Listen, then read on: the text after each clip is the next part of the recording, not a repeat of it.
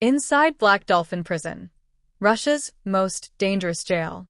Before we dive in, hit subscribe, because the story you're about to hear will follow you long after the screen goes dark. The snowstorm had swallowed the highway long before dawn. Russian border officers could barely see the road, but they saw the man, collapsed against a frozen road sign, hands raw, lips blue, and eyes wide with a terror that didn't come from the cold.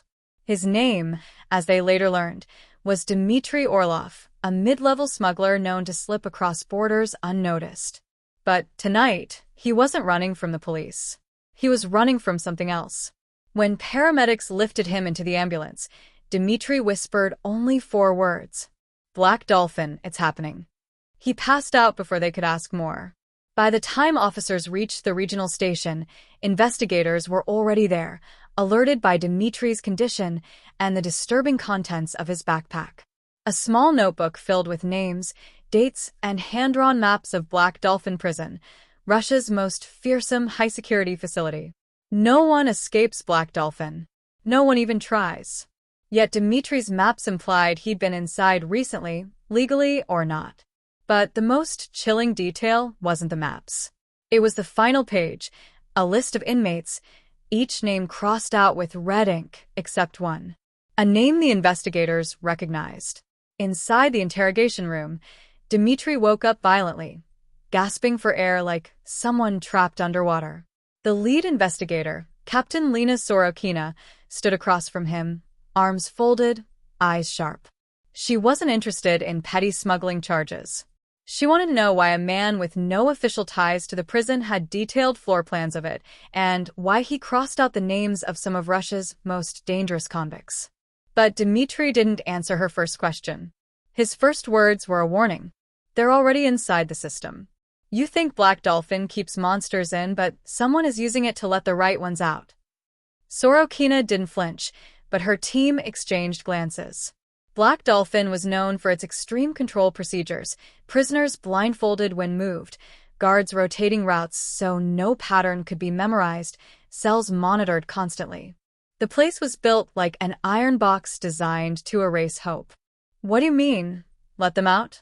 she asked. Dmitry leaned forward, voice lowering. "Someone with access.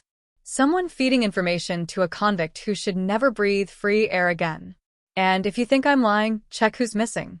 Within an hour, Sorokina ordered a cross-border call to the prison warden, an anxious, sleep-strained man named Colonel Radov.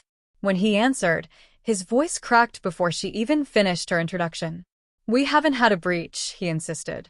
"Not possible." Sorokina pressed. "Then confirm the status of prisoner 47. Silence. Long, suffocating silence. When Radov finally spoke, his voice was barely above a whisper. "We can't locate him." For a prison built to prevent escape at any cost, those words were impossible. Unthinkable. But facts didn't care about reputation. One of Black Dolphin's highest-risk inmates, someone buried so deeply in the system that even his real name was erased, was missing. Sorokina's team scrambled, gathering files, satellite tracks, and every scrap of intelligence they could find. Dmitry, still handcuffed to the hospital bed, stared at the ceiling with a look of resignation. "I told you," he murmured. "This is bigger than a break." Someone on the inside helped him, and they're not done. Before Sorokina could respond, a junior officer ran into the room, pale and shaking. "Captain, we found something in Dmitry's jacket lining. You need to see this." She unfolded the thin, crumpled paper.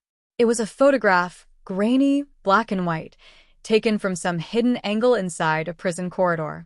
And it showed prisoner 47, standing outside his cell, not escaping, not running, waiting for someone. The missing man of Black Dolphin. Hours after discovering the photograph, Captain Sorokina was flown under military escort to the settlement of Soliletsk, the remote border town where Black Dolphin Prison sat like an iron giant against the frozen steppe. The prison walls rose from the snow like a fortress built to withstand war instead of hold inmates. The bitter air stung her lungs as the gates opened, and the guards, stern, expressionless, saluted her with mechanical precision. Colonel Radov waited inside the administrative building, shoulders tense, uniform immaculate, but eyes exhausted.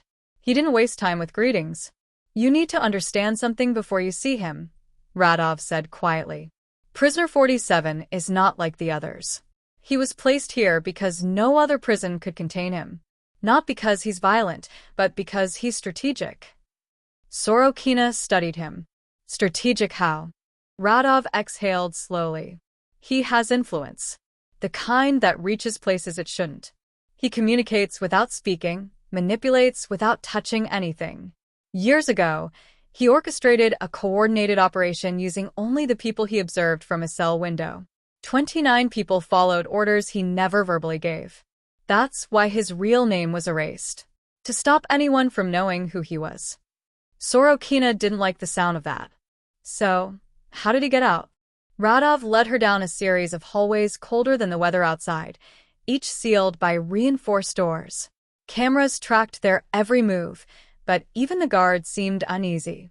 The entire prison operated on rigid timing, yet something felt disrupted. Out of rhythm. When they reached the high-security wing, Radov paused. "Before you look inside, remember, no guard opened that cell. We checked every lock, every camera feed, every gate. There is no physical breach." "And yet," Sorokina said, "he's gone." Radov swallowed. "Yes." He unlocked the final door. The cell was small, metal, spotless. Nothing disturbed. The bed perfectly made. Water tap closed. No scratches on the bars. No loose screws. No damage to the locks. It looked like the cell of a man who had simply stood up, walked out, and disappeared. Sorokina stepped inside, scanning the corners. Everything felt wrong. Too precise. Too clean. "Did he leave anything?" she asked. Radov hesitated, then nodded to an officer, who handed Sorokina a sealed evidence bag. Inside was a small strip of torn paper. A message written in pencil. "You're late." Sorokina stared at it, heart tightening. This message wasn't for the guards. "It's for whoever helped him." Radov nodded grimly. "Or for you." "But how would he know I was coming?" Radov had no answer. While security teams swept the corridors inch by inch, Sorokina demanded the full record of prisoner 47. Intake, behavior, contacts, interviews. But the file wasn't just thin, it was hollow. Pages blacked out, timestamps removed, entire sections missing. Someone hadn't just erased his identity. Someone was actively hiding it. As she dug through the documents, an officer rushed in. "Captain." One of the outer perimeter cameras caught movement at 3:17. A shadow crossing behind the east watchtower. Too large to be an animal. Sorokina's pulse quickened. "Show me." They loaded the footage. Grainy, flickering, distorted by the wind. A figure moved quickly, but calmly across the snow. Tall. Controlled. Familiar. But what froze her wasn't the man's silhouette. It was his direction. He wasn't running away from Black Dolphin. He was walking toward a small maintenance road, the same one Dmitry Orlov had been found on the night he collapsed in the snow. Radov's voice cracked. He wasn't escaping. He was meeting someone. Sorokina leaned closer as the footage zoomed in. The man paused beneath the watchtower lights. For a fraction of a second, he looked directly into the camera, straight at them, before turning away. She whispered, "He knows we're watching." Then the officer hit pause. "Captain," a look behind him. There, barely visible in the shadows, was a second figure. Smaller. Hooded. Walking with him. Someone had entered Black Dolphin and walked out with prisoner 47. The man in the shadows. The discovery of the second figure changed everything. Black Dolphin wasn't dealing with a lone escapee. They were dealing with a coordinated operation unfolding in real time. Captain Sorokina knew immediately that Dmitry Orlov wasn't just a panicked smuggler. He was a witness, maybe even a target. By dawn, she ordered him transferred from the hospital into a secure federal facility. But before the convoy even left the town, her phone rang. The call came from the escort commander. "Captain, we've lost visual on one of the vehicles." Sorokina froze. "How?"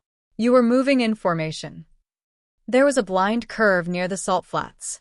When we took it, the last vehicle didn't follow. We circled back. It's gone. She didn't hesitate. Search the area. Now. When she hung up, Radov saw the tension in her jaw. You think it's connected? I think someone is cleaning loose threads, she replied. Minutes later, the convoy commander called again, this time with a grim tone. We found the vehicle. Abandoned. Engine running. No sign of the officers. Dmitry Orlov is missing. Radov stepped back as if struck. They crossed our perimeter to take 47, and now they're taking the only man who can explain why. Sorokina's thoughts raced. Every clue pointed to a silent operation running like clockwork. 47 hadn't broken out. He'd been extracted. And whoever extracted him had the timing, resources, and access to stay ahead of federal teams. Back inside Black Dolphin, she demanded full staff interviews, starting with the guards on duty the night 47 disappeared. Most responded with stiff professionalism, but one guard, a young officer named Pasha, fidgeted under questioning. You were posted near the East Corridor during the final head count, Sorokina said. What did you see? Pasha stared at the table. Nothing unusual. Her eyes narrowed. You hesitated. Radov stepped closer. Pasha, this is your chance to help us. No one is accusing you, but withholding information in a case like this. I'm not withholding, he interrupted, voice cracking. I just don't know how to explain what I saw. Sorokina waited. Pasha swallowed hard. I saw prisoner 47 standing inside his cell. I swear he was inside. I walked the corridor twice. On the second pass, he wasn't there. So someone unlocked it without you hearing? No, Pasha whispered. That's what scares me. The door never opened. The lock never clicked. The lights never changed. His cell was sealed from the outside. And yet he was gone. Sorokina exchanged a look with Radov. You're sure? Pasha nodded. I checked the door myself. Still locked. She stepped back, absorbing the implications. Someone had access not just to the prison, but to its electronic systems, surveillance feeds, locks, rotation schedules, everything. And they used that access flawlessly. This wasn't a breach, Sorokina murmured. It was authorization. Before they could question Pasha further, another officer burst into the room. Captain, you need to see this. A package arrived at the front gate. No return address. Sorokina stiffened. What kind of package? The officer held up a clear evidence bag containing a small black flash drive. And this was taped to it, he said, handing her a folded paper. Sorokina unfolded the paper slowly. A chill ran through her as she read the single sentence written in clean, precise handwriting. You're asking the wrong questions. Radov looked at her. Play the drive. We do this in a secure room, she said. Minutes later, sitting in the surveillance command center, Sorokina inserted the drive. A video loaded instantly, grainy and silent. It showed Dmitry Orlov. Alive. Handcuffed. Sitting in a chair somewhere dim, cold, and unfamiliar. A shadowy figure stepped into frame behind him. Not 47. Someone shorter. The hooded figure from the footage. They placed a hand on Dmitry's shoulder. Then the video cut to black. A final sentence faded in. If you want him back, stop looking for 47. Sorokina leaned forward, heart pounding. Then who, she muttered, am I supposed to be looking for? And that was when a new message flashed on the monitor. Something not on the flash drive. A system alert. Unauthorized login detected. From inside the prison. Sorokina's blood ran cold. 47 didn't escape, she whispered. He didn't need to. The alert expanded. Accessing. Internal prisoner database. Someone was inside their system again. Someone who wasn't finished. The hidden architect. Alarms shrieked through Black Dolphin like a metal heartbeat.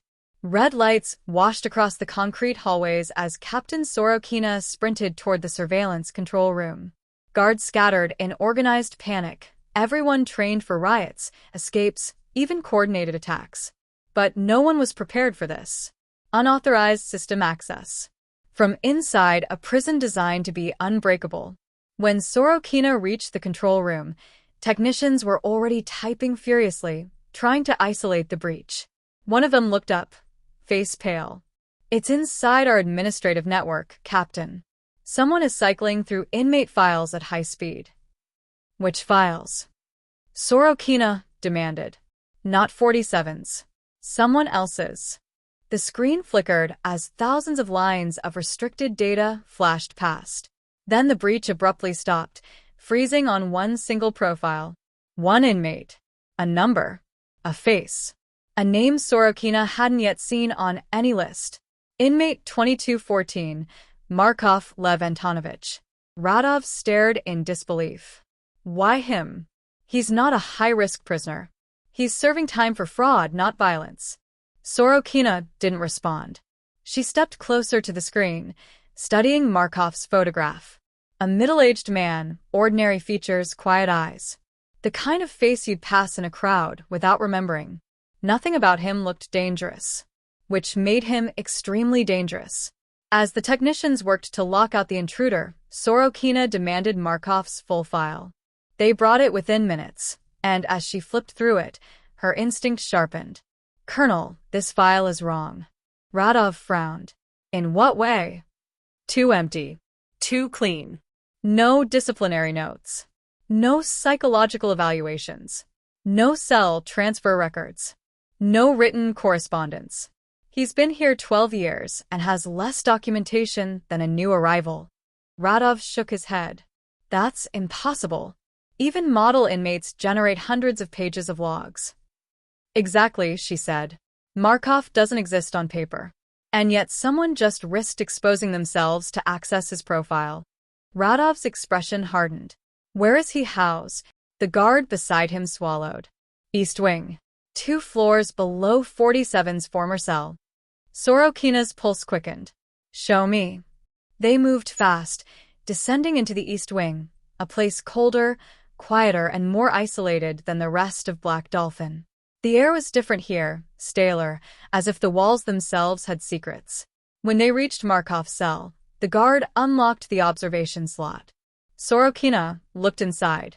The cot was neatly arranged. Shoes aligned. Metal cup placed perfectly at the corner of the shelf. But there was one small detail that made her step back. The cell was empty. Radov's voice cracked. He's gone. The guard shook his head, trembling. He was inside this morning. I did the verification myself. Sorokina felt the walls closing in. Check the locks. They checked. Every lock was intact. No tampering. No mechanical failure. Same impossible scenario as 47.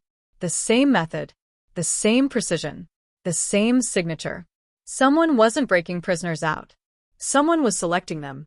As they turned to leave, Sorokina noticed something on the floor beneath the cot.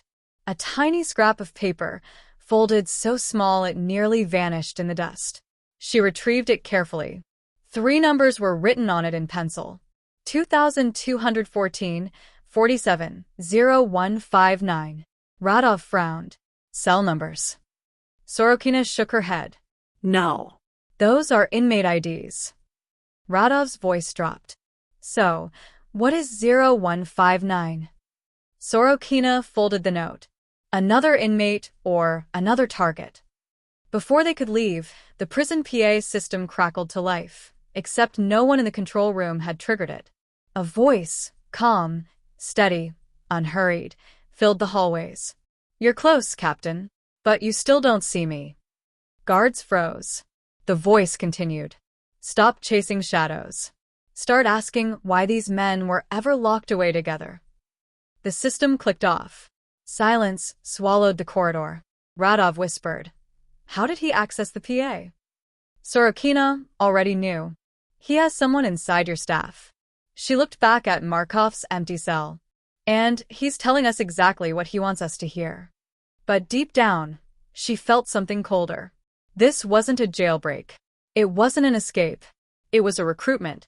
And the man behind it wasn't 47. Wasn't Markov. It was someone who knew every weakness in the system. And every secret buried inside Black Dolphin. Someone they hadn't identified yet. Someone still inside these walls. The weight of reflection. San Quentin is a place built from steel, stone, and consequence. But for the men inside, the walls are only part of the story. What makes this place unforgettable is not just the history carved into its corridors, but the reflection it forces upon every person who walks through its gates. Reflection here is heavy, far heavier than any chain, lock, or door. In San Quentin, the most difficult battles aren't fought between inmates. They're fought inside the human spirit. When the noise of the yard quiets at night and the shouts fade into distant echoes, the truth settles in. A truth many people on the outside never truly consider. Redemption isn't born from perfection. It's born from facing the parts of yourself you've spent years avoiding. Some men say their real sentence begins not when the cell door slams shut, but when they're alone with their thoughts. The mind, in a place like this, becomes both judge and witness. You can't hide from what you've done. You can't escape the memories, the regrets, or the versions of yourself you wish you could erase. But in that same space, something unexpected happens. A new version of yourself, one you didn't know you could become, begins to take shape. For some, this transformation starts in the education wing. San Quentin is one of the few places where a man can earn a college degree while still serving time. Watching someone hold a diploma inside a prison yard is nothing short of surreal. It's proof that even in the darkest circumstances, a spark of hope can emerge. These classrooms become more than rooms with desks. They become bridges that stretch from a painful past toward the possibility of something better. Others find their turning point in art. Paintings created here are often filled with pain, loss, reflection, and dreams. You'll see portraits of family members, imagined landscapes, symbols of regret, and scenes from childhood. Many of the artists say their work helps them express what words can't.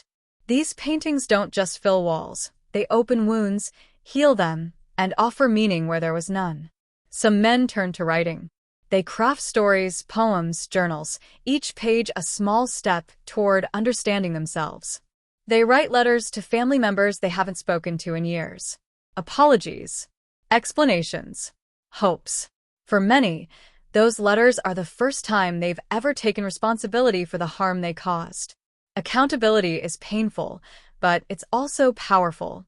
And then there are those who find change in the most unexpected place, their own conversations. In San Quentin self-help groups, programs run by the inmates themselves, men sit in circles and talk honestly about their lives. Not the tough exterior. Not the reputation, but the truth.